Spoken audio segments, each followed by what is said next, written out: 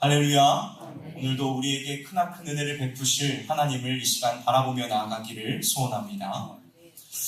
여러분은 가시고기라는 소설을 잘 아시나요? 정창인 씨의 소설 가시고기는 백혈병에 걸린 아들을 살리기 위한 한 아버지의 희생과 눈물겨운 헌신적인 사랑을 담고 있습니다. 이 소설의 결말 부분에서 아버지 호연은 아들 다움의 병을 고치는 일에는 성공하지만 그 과정에서 자신이 간암에 걸려 얼마 살지 못한다는 사실을 발견하게 됩니다. 그리고 이 일을 아들이 알게 되면 또다시 큰 슬픔에 빠지게 될까봐 모든 사실을 숨긴 채 일부러 아들을 모질게 대함으로 프랑스에 있는 전처에게 보내게 되죠. 그 후에 호연은 아들이 소원했던 대로 시골의 작은 교회에 가서 기도하던 중 죽음을 맞이함으로써 이 소설은 끝을 맺게 됩니다. 그리고 이어지는 후속작 가시고기 우리 아빠에서 아들 다움은 매정하게 자신을 프랑스로 떠나보낸 아들을 원망하며 20년의 세월을 보낸 청년으로 그려집니다. 그리고 일 때문에 다시 한국에 들어와 아버지의 흔적들을 하나 둘씩 찾으며 자신이 아버지와 아버지의 사랑을 그간 오해하였음을 발견하게 되죠. 소설 가시고기 속 아들 다움이 아버지의 사랑을 오해하였던 것처럼 오늘 본문 말씀에도 아버지의 사랑을 크게 오해했던 아들들이 등장합니다. 우리가 흔히 탕자의 비유라고 부르는 이 예수님의 말씀을 이 시간 함께 살펴보면서 하나님 아버지의 사랑에 대하여 다시 한번 깊이 생각해 볼 수 있는 귀한 시간이 되기를 주님의 이름으로 간절히 소망합니다. 오늘 본문에 등장하고 있는 이 탕자의 이야기는 우리가 이미 너무나도 잘 알고 있는 내용입니다. 그래도 이 시간 그것을 간략하게 살펴보자면 어느 날 둘째 아들은 아버지를 찾아가 자신에게 물려줄 유산을 미리 달라고 요구합니다. 그리고 그 재산을 가지고 외국에 나아가 흥청망청 놀고 먹는 일에 모든 돈을 탕진하고 말죠. 결국 돈을 모두 써버린 둘째 아들은 돼지 농장에 취업하여 돼지가 먹는 쥐염 열매라도 먹으며 지내기를 기대했으나 안타깝게도 그것마저도 그에게는 허락되지 않았습니다. 배고픔 속에 있던 둘째 아들은 문득 종들도 배부르게 먹이시는 자신의 아버지를 떠올리게 됩니다. 그래서 아버지께 용서를 구하고 아버지의 집에 종으로 지내도 좋으니 집으로 돌아가야겠다라는 마음을 먹게 되죠. 둘째 아들은 염치를 무릅쓰고 아버지의 집으로 향합니다. 아마 그 걸음은 천근만근 심히 무겁게 느껴졌을 것입니다. 그러나 실제로 마주친 아버지의 반응은 둘째 아들의 예상과는 너무나도 달랐습니다. 아버지는 멀리서부터 아들이 오는 것을 보고 달려나가 끌어안고 입을 맞추며 좋은 옷을 입히고 반지를 끼웠습니다. 그리고 돌아온 이 아들을 위하여 살찐 송아지를 잡아 잔치를 열었죠. 여기에서 이 이야기가 마무리가 되었다면 참 은혜롭고 좋았을 것입니다. 그런데 이 이야기는 새로운 국면을 맞이하게 됩니다. 한참 잔치가 즐겁게 진행되고 있을 때에 맏아들이 일터에서 돌아오게 됩니다. 그리고 모든 재산을 탕진하고 돌아온 이 배은망덕한 둘째 아들을 위해 잔치를 벌인 아버지를 향해 몹시 분노하죠. 아버지는 자신의 동생임에도 불구하고 사랑을 베풀지 못하는 이 큰아들에게 네 동생은 죽었다가 살아났으며 내가 잃었다가 얻었기로 우리가 즐거워하고 기뻐하는 것이 마땅하지 않느냐는 한 책망 섞인 말로 이 비유, 이 이야기는 끝을 맺게 됩니다. 여러분, 우리는 보통 이 본문을 볼 때에 탕자는 둘째 아들이라고만 생각하기가 쉽습니다. 그러나 첫째 아들 역시도 집에 있는 탕자라는 사실을 우리는 기억해야만 합니다. 왜냐하면 첫째 아들 역시 아버지를 제대로 알지 못했기 때문이죠. 결국 이 두 탕자는 아버지가 어떠한 분인지 알지 못했고 아버지의 사랑을 알지 못했고 크게 오해하였습니다. 그렇다면 오늘 우리는 어떻습니까? 우리는 하나님을 아바 아버지라 부르며 섬기고 있습니다. 여러분은 우리 아버지 되시는 하나님을 제대로 알고 있으십니까?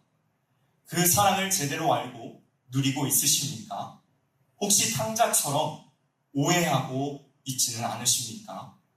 여러분, 우리가 하나님을 어떠한 분으로 알고 있느냐는 정말로 중요한 문제입니다. 왜냐하면 하나님을 어떠한 분으로 아느냐가 하나님을 향한 우리의 마음과 자세를 결정하기 때문이죠. 오늘 말씀을 통해 하나님을 바로 아는 우리 모두가 되기를 소원합니다. 두 아들의 오해를 살펴보면서 하나님의 사랑을 바로 알아 그 사랑을 누리며 살아가는 저와 여러분들이 되시기를 주님의 이름으로 간절히 소망합니다. 오늘 비유 속에서 첫째 아들은 아버지를 아주 엄격하고 인색한 분으로 오해하고 있습니다. 본문 29절과 30절의 말씀을 우리가 함께 읽어보도록 하겠습니다. 29절과 30절의 말씀입니다. 시작.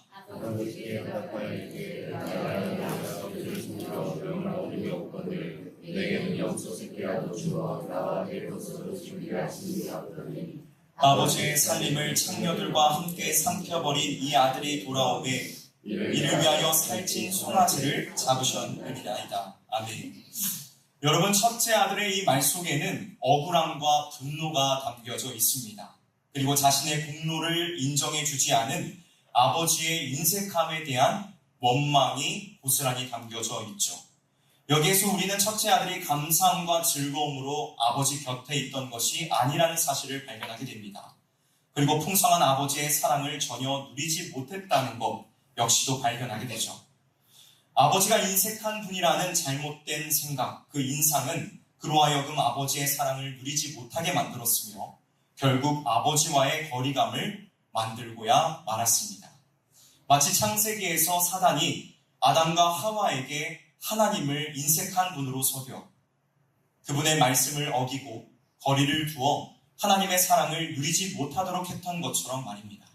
사랑하는 성도 여러분, 우리가 하나님의 긍휼과 자비, 그 사랑을 바르게 누리지 못한다면 첫째 아들과 같은 오해에 빠질 수밖에 없습니다.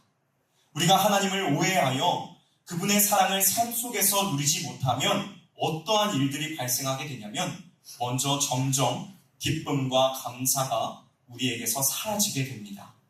그리고 원망과 불평만이 남으며 신앙생활은 형식적인 껍데기만 남은 의무적인 종교 생활로 변하게 됩니다.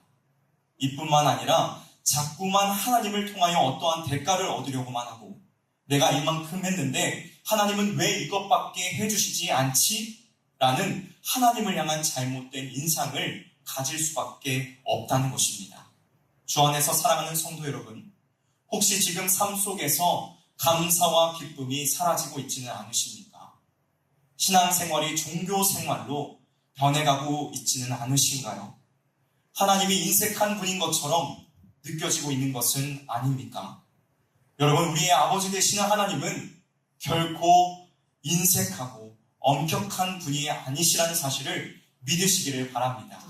하나님은 본질상 사랑이시며 우리를 향한 풍성한 은혜와 그 사랑을 베푸시기를 멈추시지 않으시는 너무나도 좋으신 분이라는 사실을 믿으시기를 바랍니다. 시편 107편 9절은 말씀합니다. 그가 사모하는 영혼에게 만족을 주시며 줄인 영혼에게 좋은 것으로 채워주심이로다. 요한일서 4장 19절은 이렇게 말씀합니다. 우리가 사랑함은 그가 먼저 우리를 사랑하셨습니다. 우리 모두가 하나님의 풍성한 사랑을 발견하고 누릴 수 있기를 원합니다. 우리 하나님은 그 사랑을 끊임없이 베푸시는 은혜로운 분이시라는 사실을 믿는 저와 여러분들이 되시기를 주님의 이름으로 간절히 소망합니다. 다음으로 오늘 비유에 등장하고 있는 둘째 아들은 아버지를 단순히 좋은 분으로만 오해하고 있습니다. 본문 17절에서 19절의 말씀을 우리가 함께 읽어보도록 하겠습니다. 17절에서 19절 말씀입니다.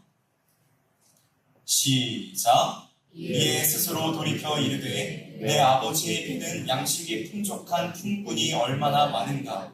나는 여기서 주려 죽는구나. 내가 일어나 아버지께 가서 이르기를 아버지, 내가 하늘과 아버지께 죄를 지었사오니 지금부터는 아버지의 아들이라 일컬음을 감당하지 못하겠나이다. 나를 품꾼의 하나로 보소서 하리라 하고. 아멘. 여러분, 둘째 아들은 그래도 아버지를 품꾼에게도 양식을 풍족하게 베풀어주는 좋은 분으로 생각하고 있었습니다. 그래서 그는 아버지를 찾아가 용서를 구하고 종으로 받아달라고 간청할 심산이었죠. 그러나 아버지는 둘째 아들의 생각보다 훨씬 더 사랑이 많고 훨씬 더 좋은 분이셨습니다. 아버지는 모든 재산을 잃고 돌아온 이 아들을 못 본 척하거나 왜 이딴 모습으로 돌아왔냐고 책망하는 것이 아니라 그를 끌어안고 입을 맞췄습니다. 그리고 좋은 옷과 반지를 끼워주고 잔치를 열어줬습니다. 사랑하는 성도 여러분, 우리가 섬기고 있는 하나님 아버지는 우리가 생각하는 것보다 훨씬 사랑이 많고 좋으신 분이십니다. 믿으십니까? 하나님은 그분의 자녀들이 구하는 모든 좋은 것을 주시는 분이시며 그들을 돌보시고 끝까지 그들의 삶을 인도하시는 분이시라는 사실입니다. 여러분, 우리 아버지 되시는 하나님은 당신의 자녀들의 삶에 관심이 많으신 분이십니다. 그래서 그들의 기도에 늘 귀를 기울이시며 그들이 구하는 것을 베푸시기를 마다하지 않으십니다. 여러분, 항상 기도하라는 이 하나님의 말씀 안에는 어떠한 약속이 담겨져 있습니까? 쉬지 않고 들으시겠다는 하나님의 신실한 약속이 그 말씀 안에 담겨져 있습니다. 하나님께서는 자녀들의 필요를 아시며 우리에게 좋은 것을 주시기를 기뻐하십니다. 마태복음 7장 9절에서 11절 말씀입니다. 너희 중에 누가 아들이 떡을 달라 하는데 돌을 주며 생선을 달라 하는데 뱀을 줄 사람이 있겠느냐?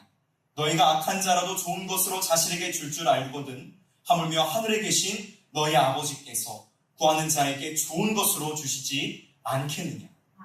사랑하는 성도 여러분, 지금 삶 가운데 막막한 일을 당하셨습니까?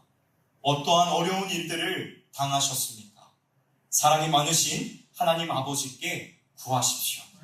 그분께 간절히 도움을 요청하십시오. 우리 아버지는 모든 것을 행하실 수 있는 능력이 많으신 분이십니다. 우리의 삶을 돌보시며 인도하시는 그 아버지께 모든 것을 내어 맡길 수 있기를 원합니다. 그리하면 하나님께서 반드시 선한 길, 좋은 길로 우리를 인도하실 것입니다. 여러분, 우리의 아버지는 우리가 가진 연약함을 동정치 못하시는 분이 아니십니다. 우리를 이해하시며 사랑하시고 긍휼히 여기시는 분이십니다. 그러므로 그분께 간구하기를 멈추지 마십시오. 끝까지 인내하며 기도하시기를 바랍니다. 하나님, 우리의 아버지께서 그리하면 들으시고 응답하시며 우리의 삶을 인도해 가실 것입니다. 여러분, 하나님께서 우리를 사랑하심으로 말미암아 어떠한 일까지 행하셨습니까?